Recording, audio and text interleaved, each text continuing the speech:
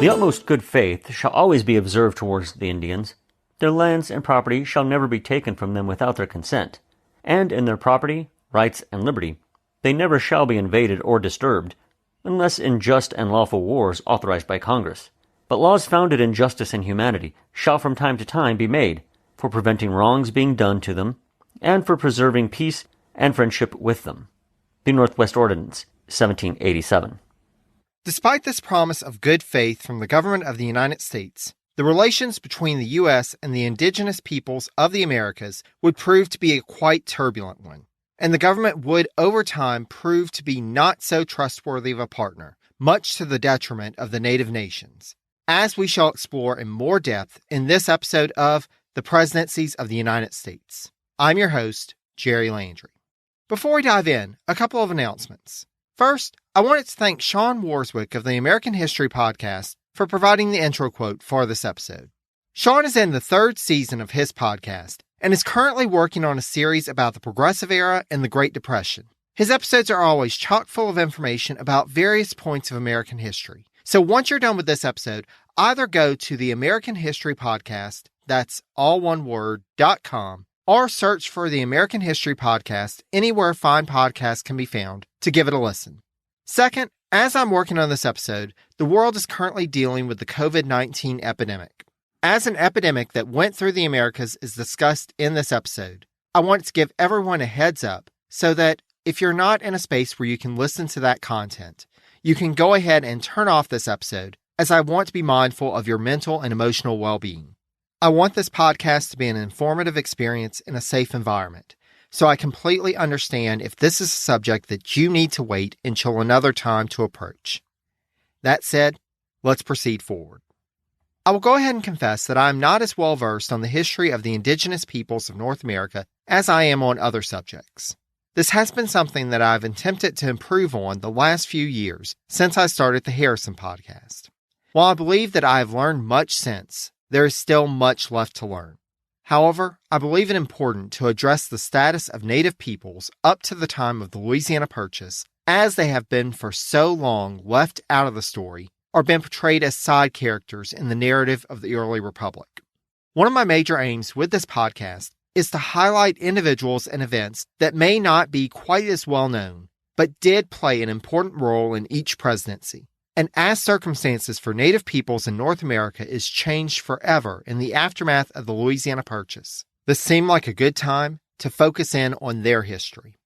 That being said, there is no way in a 30 to 40 minute episode to extensively cover the history of the indigenous peoples of North America. That would be another podcast in and of itself. There are important points to know in terms of understanding U.S. presidential history, including some that have not been covered quite so extensively in the past, in the context of presidential history. But I think it important to state that it is through this lens that I am looking at the material covered in this episode. Without further ado, let's go ahead and dive in. No doubt a number of you have heard the theory that the humans who came to populate the Americas came over the land bridge that was where the Bering Strait is now, tens of thousands of years ago. Undisputed archaeological evidence proves that there were humans inhabiting the Clovis site in modern-day New Mexico around 11,000 years ago, but more recent evidence seems to indicate human habitation in the Americas much earlier, and that if humans in fact did migrate to the Western Hemisphere from Asia, there may have been multiple migrations, both by land and water, over time. Suffice it to say that humans have inhabited the Americas for a long time. Though few cultures in the Western Hemisphere prior to European contact in the late 15th, early 16th century left written records that have survived to the present day, we still have multiple ways that we are learning about the history of those cultures, including archaeology, linguistic studies, genetic data, and oral traditions.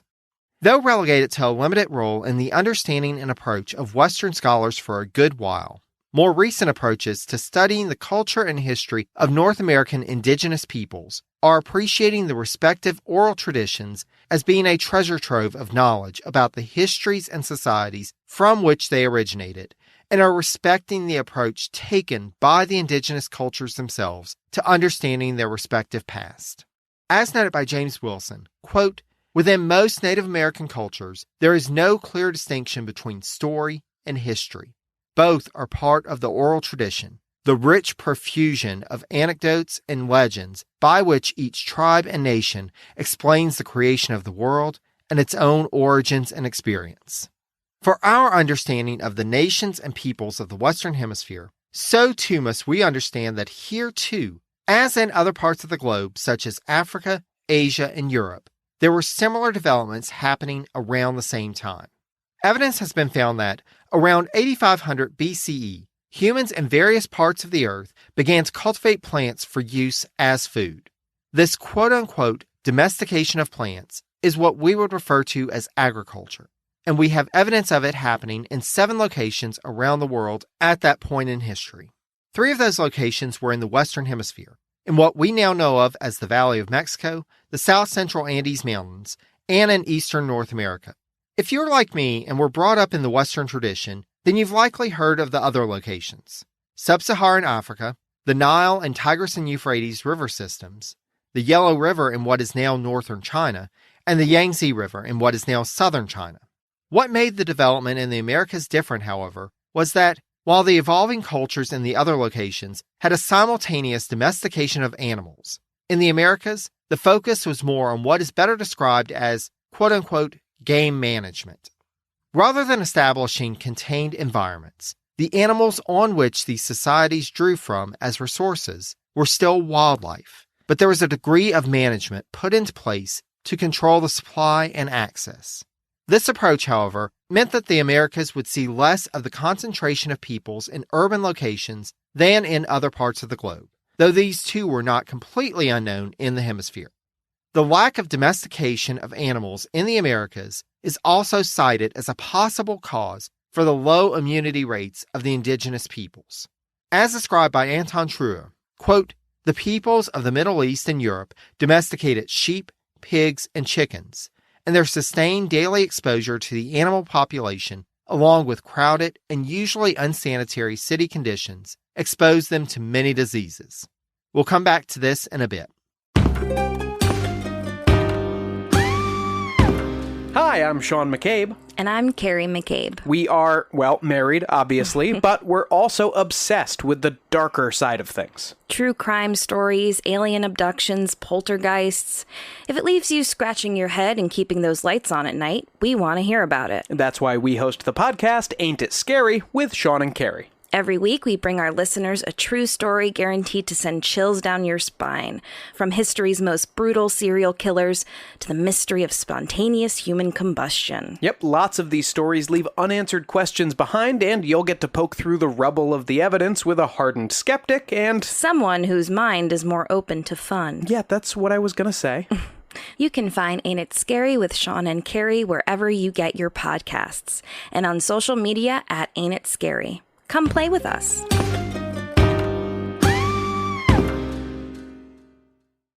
The cultures of the people in what we now know of as the United States developed in many different ways based on the lands which they inhabited. From highly sophisticated agricultural systems of crop rotation in the Northeast to cultures that depended on fishing to more nomadic peoples who followed migrating animals, the variety of ways of life abounded in North America over the centuries. Again from Truer, quote, "Controlled burning extended the range of the buffalo all the way to New Jersey. Great mound-building civilizations built earthen pyramids still standing today at Cahokia and other places. At Chaco Canyon, 9 miles of structures align in perfect symmetry, built by people who had no wheel or transit, but amassed a highly developed knowledge of astronomy, solar cycles, weather, and earth movements through the seasons. This was far from a virgin land prior to contact with Europeans. There were very rich and developed civilizations in place when Columbus sailed the ocean blue. Contact with Europeans, however, decimated indigenous cultures in the Americas. Contact meant that the diseases to which the Europeans had developed immunities, but that were still lingering in their bodies, were spread into populations which had no immunities. All of the diseases, at once. From Truer, quote, "As a result, in most areas, around 95% of the tribal population died during the early contact period. The devastation that occurred in the Americas after contact with Europeans spread like wildfire across the hemisphere, leading to some areas being completely devoid of humans when Europeans landed, and thus leading to the quote-unquote virgin land myth. Communities were wiped out. Existing infrastructures collapsed. It was truly a doomsday scenario, a real-life dystopia. Worse, the Europeans didn't just come to say hi. They came with aims to take resources and to establish settlements. Of those who survived the epidemic, some indigenous peoples would offer resistance, but given their weakened state, there was only so much resistance that was possible.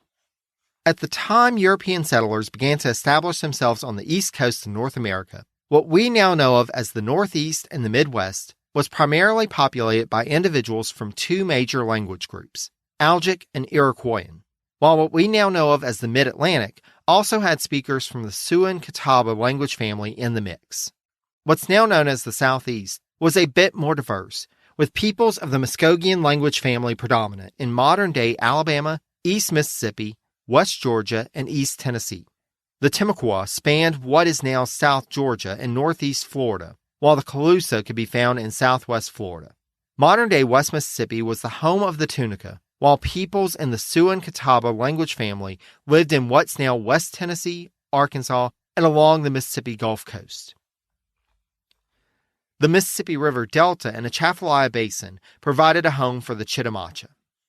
In all of these regions, though peoples may have shared a language family, just as in other cultures around the world, it did not necessarily mean that they got along or shared any kind of political ties.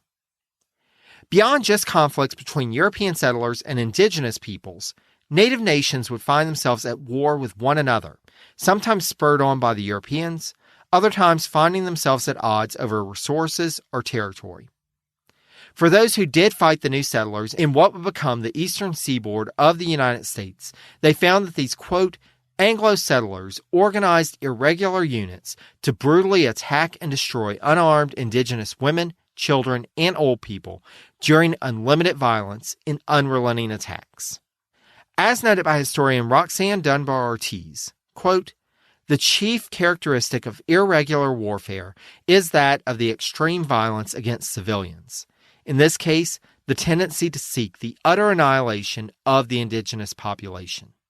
Other threats from the Europeans included the loss of land and trade routes that were key to the sustainability of the indigenous nations, the introduction of alcohol, which led to rampant and socially destructive alcoholism, and the enslavement of native peoples. Though the enslavement of indigenous peoples never reached the scale of that of imported Africans, there were still some enslaved native peoples in British North America in the late colonial period, and South Carolina was noted for being prominent in the slave trade of indigenous peoples. Of the enslaved population of around 4,300 in South Carolina around the turn of the 18th century, a third of those enslaved were native peoples. As more settlers came, more land was taken, and more indigenous peoples were displaced. Again, from Dunbar Ortiz, by the latter half of the 17th century, quote, the few indigenous families that remained in eastern Virginia were under the absolute dominance of the English. Historian John Grenier wrote that, quote, the English would tolerate Indians within and near their settlements, provided they essentially neither saw nor heard them. Truer notes that more peoples in what we now know of as the Northeast resisted European settlement, while the peoples of the Southeast tried to be more accommodating. Though it should be noted that, at times, even those nations engaged in conflict against the settlers, as illustrated by what was dubbed the Tidewater War in Virginia in the 1640s and the Yamasee War in South Carolina in the second decade of the 1700s. The close-knit nature of clan systems in many of the cultures of the Northeast meant that they were more persistent in retaining their traditional cultures in the face of pressures to assimilate from Europeans. In the Southeast, however, there were the quote-unquote 5 civilized tribes, a name given by Europeans to the peoples of the Cherokee, Chickasaw, Choctaw, Muskogee, and Seminole due to the willingness of many of them to, quote, adopt European clothes, farming tools, and housing. Their better relationships with Europeans at times resulted in even greater distress. Southern Native nations, because of the aid provided to European powers in the North American theaters of the train of conflicts in the 18th century culminating in the 7 Years' War, suffered heavy losses. In that conflict alone, the Cherokee are believed to have lost around 5,000 individuals, quote, including half of their warriors. Meanwhile, should they find themselves on the losing side, Native nations had to be concerned about retribution delivered by the winning faction. Even those indigenous peoples who had more cordial relations with the settlers faced pressures to move off of land coveted by the colonists and head further west. Nearly all of South Carolina had been acquired through treaties by 1777, while the last portion of modern-day Virginia, along with a good portion of Kentucky, was opened through the Treaty of Sycamore Shoals in 1775. Attempts made by the British government to halt the westward expansion of the colonists on the eastern seaboard, along with being ineffective as settlement continued apace west of the Appalachian Mountains, fed into other animosities and grievances that would ultimately result in the American Revolution. Native nations would take sides in that conflict as well, and the Haudenosaunee, who are also referred to as the Iroquois, would actually take separate sides, with 5 of the 6 nations of the Confederacy siding with the British, while the Oneida joined with the rebels. The former colonists would send forces to attack the indigenous people who supported the British, with rangers sent into their territory, given such orders as those that North Carolina gave to a force in 1780 to, quote, reduce them to obedience. The Pennsylvania State Assembly at one point, quote, authorized a bounty on Seneca scalps without regard to sex or age. Villages were looted and burned to the ground, crops were destroyed, and indigenous peoples, including non-combatants, were driven from their homes to seek refuge elsewhere. The war was devastating on Native communities, but even with the coming of peace between the British and the Americans, there would prove to be little peace for some indigenous nations. As noted by historian Colin Calloway in this lengthy excerpt from his book, The Indian World of George Washington, the First President, the First Americans, and the Birth of the Nation, quote, the federal government of the new nation first embarked on a program of national expansion in the lands north and west of the Ohio River. The region became a testing ground for a new republic to build a new kind of empire. Indian land played a crucial role in constructing the American nation-state, providing a source of revenue and room for growth. It also contributed to the formation of a shared national identity. Before the Revolution, the fears and realities of Indian warfare contributed to the development of a white racial consciousness, in which disparate groups of European colonists shared pervasive anti-Indian sentiments. During the Revolution, the fears and realities of Indian warfare contributed to the development of an American racial consciousness. After the Revolution, westward expansion contributed to the development of a white American consciousness. As Calloway also notes, quote, American political leaders were not unanimous in their support for territorial expansion. Some feared that contests for Indian land might increase divisions and exacerbate centrifugal tendencies, and some anti-federalists warned that expansion would dismember the fragile nation. Indeed, in the Washington series, we discussed numerous instances where Western settlers considered leaving the Union, and how foreign powers at times would support and exploit those sentiments for their own gain, as a weak nation or nations in eastern North America would be to their advantage. Upon Washington assuming the presidency, however, he made clear that, while he was a strong proponent for westward expansion, he also recognized that Native nations had a greater degree of sovereignty than had been recognized by the government under the Articles of Confederation. President Washington also intended to develop a national policy for what was dubbed, quote-unquote, Indian affairs, whereas there had previously been confusion in who exactly would be directing negotiations with indigenous peoples, the federal government or respective state governments. However, though Washington intended to focus on negotiation rather than force to acquire new lands for settlement, this did not mean that the negotiations were always ethically sound. Just prior to the government under the Constitution taking effect, Arthur St. Clair, who you may recall was the longtime governor of the Northwest Territory, concluded 2 treaties at Fort Harmar in January 1789. but in a reflection of common negotiation practices. Though there was limited Indigenous representation in attendance, the Americans treated it as a legitimate treaty, reaffirming previously disputed land cessions, and would enforce the terms of the treaty with military might if necessary. For the first major treaty between the Washington administration and an indigenous nation, the president sent an emissary to an indigenous leader as eager for a treaty as himself, the Muskogee leader Alexander McGillivray. We discussed this treaty briefly in episode 1.24, but I'd like to take a bit of a closer look at it, as well as the leader on the other side of the negotiating table from the administration. McGillivray was the son of a Scottish trader and a French Muskogee woman, and though he, as described by Calloway, quote, had no reputation as a warrior, his mental abilities, political savvy, and connections outweighed his military limitations. Indeed, McGillivray was, quote, physically frail and chronically ill, afflicted with rheumatism, migraine headaches, alcoholism, and syphilis. Despite this, and the fact that he lived a much different lifestyle than most Muskogee, as, quote, he accumulated personal wealth and property, owned slaves, managed a large plantation at Little Tallahassee on the banks of the Coosa River, and functioned effectively in the Atlantic market economy, McGillivray was still a prominent leader in the Muskogee society and was often employed as a go-between to negotiate with people of European origin. First the British, then, after the Revolution, the Spanish and the Americans.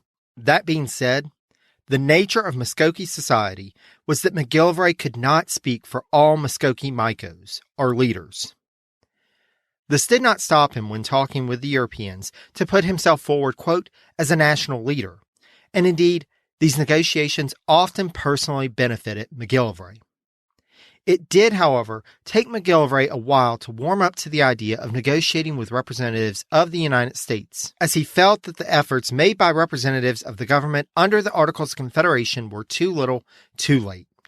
McGillivray said to the Spanish governor of Louisiana in 1788 that, quote, he did not trust the Americans, who are a set of crafty, cunning Republicans, who will endeavor to avail themselves of every circumstance in which I cannot speak or act with decision. Washington's inauguration as the first president, however, changed matters. With much more authority to negotiate and intercede in disputes like those between native nations in the Southeast and the state of Georgia, President Washington seemed in McGillivray's mind a much more attractive negotiating partner than had anyone under the previous Confederation government. Likewise, Washington realized that indigenous peoples in the South presented a much more formidable challenge than did those in the North, both numerically and logistically. Thus, he sent as negotiators General Benjamin Lincoln, who had served under him during the Revolution, the last president of the Confederation Congress, Cyrus Griffin of Virginia, and his former aide-de-camp and personal secretary, David Humphreys.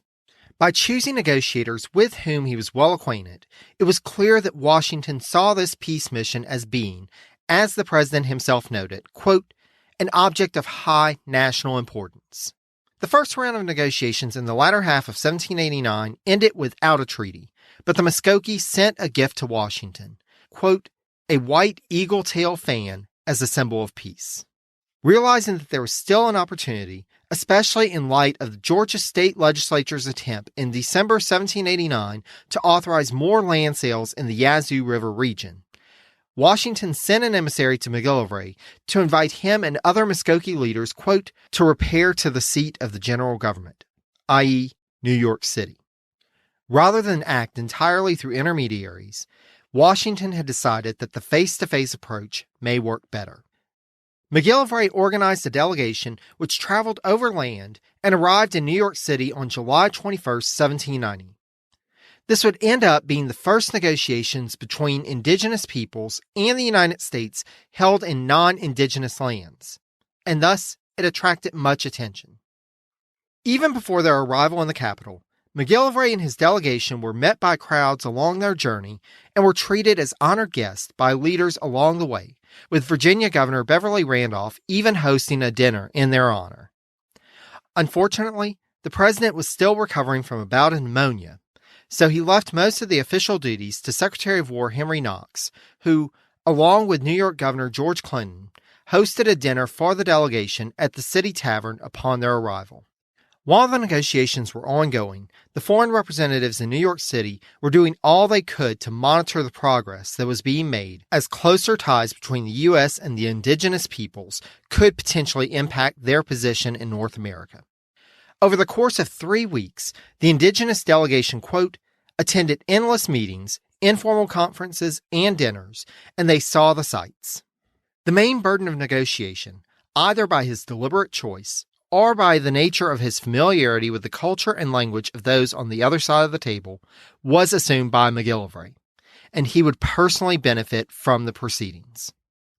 In addition to an agreement that, quote, the Creeks would agree to cede to Georgia the lands east of the Oconee River, hand over all captives, and acknowledge the sovereignty of the United States, and in return the United States would give back the lands south of the Altamaha River, and the federal government would recognize the invalid nature of various treaties that the Georgia state government had previously entered into. McGillivray himself will be established under secret provisions as the head of a trade monopoly with the power to decide which merchants would be allowed to trade in Muskogee territory, and with a guarantee of, quote, duty-free passage of Creek trade goods through American ports in the event that the tribe's regular channels of trade became obstructed. In addition to that, McGillivray was also commissioned as a brigadier general to be paid an annual salary of $1,200. Though this first treaty with indigenous peoples made by the constitutional government was presented by Washington as a new way forward, which would be, quote, productive of present peace and prosperity to our southern frontier, and in its consequences be the means of firmly attaching the Creeks and the neighboring tribes to the interest of the United States. So much about it was part of a familiar pattern of bribery in terms of the personal benefits for McGillivray, and deceit in the fact that McGillivray and the American negotiators mostly conversed in English, leaving out the other Muskogee delegates who did not speak the language. Moreover, other Muskogee settlements that were not represented at the conference, and various state officials in Georgia, rejected the validity of the treaty. And even McGillivray, despite how he profited from the treaty, did not develop a quote-unquote firm attachment to the United States, as in April 1791, he accepted, quote, an annuity of $2,000 from the Spanish government. Now, I feel I should note that, given the state of the situation faced by Native peoples, it is understandable why, in many instances, indigenous individuals, as a matter of survival, would agree to accept personal compensation for facilitating treaties with the United States. And indeed, this is and will prove to be, in our narrative, an established historical pattern. On the American side, those who supported negotiating treaties with Native nations saw business deals, legal deals under the terms dictated by the Constitution, as being an ethical and moral approach. With hindsight and with a greater understanding of the various perspectives at play, though, the Americans not only had an advantage at the negotiating table, but more often than not, worked to assure themselves of that advantage to the detriment of indigenous peoples. From all of my research and knowledge, there seems to have been no attempt at equity or even true equality on the part of the representatives of the U.S. government in negotiations with Native nations in the early Republic. There was a curiosity and a certain level of respect, but there is little indication that those across from indigenous peoples at the negotiations of the time saw those with whom they were talking as true equals. I wish that it was otherwise, and I'll gladly accept any grains of salt you want to throw my way, but I don't see any other 2 cents about it. Before we finish out this episode by briefly introducing some of the peoples living in the lands of the Louisiana Purchase in 1803, I did want to take a few moments to discuss someone who thus far has not been mentioned, but who was and will remain for some time a leading figure in diplomatic efforts with indigenous nations in the Old Southwest, what we now know of as the American Southeast. Benjamin Hawkins was originally from North Carolina and had represented that state in both the Confederation Congress and the U.S. Senate, the latter service being from 1789 to 1795. Prior to his career in the Senate, Hawkins had served as a treaty commissioner in the lands to the southwest in the mid to late 1780s and had quickly developed an interest in the languages of the native peoples, an interest that he shared in a correspondence with Jefferson. From these early diplomatic endeavors, Hawkins earned a good reputation and even the respect of Washington, who wrote of him to the Marquis de Lafayette in 1788, referring to Hawkins as, quote, that ingenious gentleman. As those of you who listened to the Washington series may remember, Washington was not one to dispense compliments about just anyone. Historian Florette Henry described Hawkins as, quote, an ingenious gentleman who lived in a period of ingenious gentlemen. Hawkins was, in accomplishments, one of the smaller of this generation of giants, although he had greatness. Perhaps his trouble lay in his being too old for a young time. Too old not in years, but in philosophy. He was an 18th century man of unbending logic and justice, whose culminating work came in the more pragmatic, therefore more flexible, 19th century, when the wish easily fathered the thought. Henry, in her book about Hawkins' career as the General Superintendent of Indian Affairs, a position that Washington would appoint him to in 1796, wrote that, quote, it is ironic that Hawkins should have been the shepherd to lead the Southern Indians toward barren new pastures, because to an unusual degree he respected and liked the Indians, and guarded their welfare as sternly as that of white men. He was also, however, an informed and dedicated patriot, fully cognizant of the need of his nation eventually to contain the Indians and absorb their enormous hunting grounds. How to do justice to the Indians and yet serve his government was Hawkins's constant dilemma. Most agents sent by the federal government in the 19th century to deal with indigenous peoples were not nearly so conflicted, but even Hawkins would ultimately look out for the interests of the United States over any other. Hawkins's approach did help him to, quote, build a somewhat reluctant following among the older chiefs, but the young Indians vehemently rejected his interference in their traditional life, and Indian nationalism increased proportionately to white intrusion on Indian land and culture. I imagine that we'll be talking more about Hawkins and his work in future episodes, so it seemed like a good time to mention that he was there, living and working in this region at the time of the Louisiana Purchase. Speaking of, though we know that there were people of French, Spanish, and British origin in and around New Orleans at the time, what of the native peoples inhabiting the rest of the lands that were being brought into the United States without any input or consent of those peoples? The plains were a much different area than that of what, prior to 1803, constituted the United States. As described by Anton Truer, quote, the land has always shaped people more than people shape the land. Nowhere was this more evident than in the Great Plains, a vast expanse from northern Saskatchewan to the tip of Texas, and from the Rocky Mountains to the Mississippi River.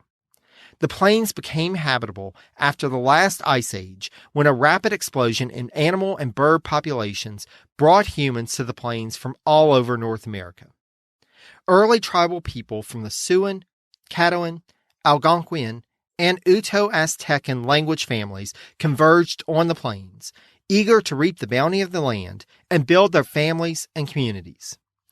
This sometimes harsh landscape would, through the large herds of buffalo that roamed the territory, support, quote, countless thousands of tribal people, with the animals providing, quote, food, shelter, clothing, writing material for documented oral histories, and spiritual inspiration. Unbeknownst to all of them, signatures on a piece of paper in Paris would impact not only their lives, but those of future generations yet to be born. From here on out, these peoples are a part of our narrative, and I can tell you that there are many trails of tears ahead. For now, though, let us draw this episode to a close. Thanks so much again to Sean for providing the intro quote for this episode. Special thanks also to the Itinerant Band for allowing us the use of clips from Jefferson and Liberty for the intro and outro music for this episode. To find a link to the websites for the American History Podcast and the Itinerant Band, as well as to see sources used for this episode, or to find past episodes of this podcast, head over to the website at presidencies.blueberry, that's BLUBRRY.com. I've got lots of great additional resources linked there, as well as information on how to subscribe on your favorite podcast venue of choice. Check out my daily content on social media by following me on Facebook at Presidencies, on Twitter at Presidencies89, or on Instagram at Presidencies Podcast, all one word. You can send questions or comments through social media as well, or via email at presidenciespodcast, again, all one word, at gmail.com. If you like this podcast, I hope you'll consider leaving a rating and review on either Apple Podcast or Podchaser. That helps potential new listeners to know why they should check out Presidencies. Finally, I just wanted to thank all of you for listening and for all the support everyone's provided on this journey. It really means a great deal to me.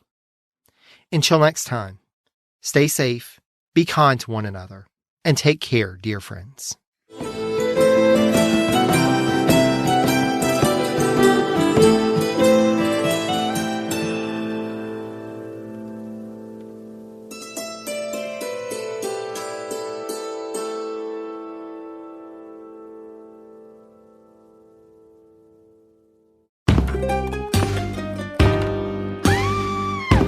Hi, I'm Sean McCabe. And I'm Carrie McCabe. We are, well, married, obviously, but we're also obsessed with the darker side of things. True crime stories, alien abductions, poltergeists. If it leaves you scratching your head and keeping those lights on at night, we want to hear about it. That's why we host the podcast, Ain't It Scary, with Sean and Carrie. Every week, we bring our listeners a true story guaranteed to send chills down your spine. From history's most brutal serial killers to the mystery of spontaneous human combustion. Yep, lots of these stories leave unanswered questions behind, and you'll get to poke through the rubble of the evidence with a hardened skeptic and someone whose mind is more open to fun. Yeah, that's what I was gonna say. You can find Ain't It Scary with Sean and Carrie wherever you get your podcasts, and on social media at Ain't It Scary. Come play with us.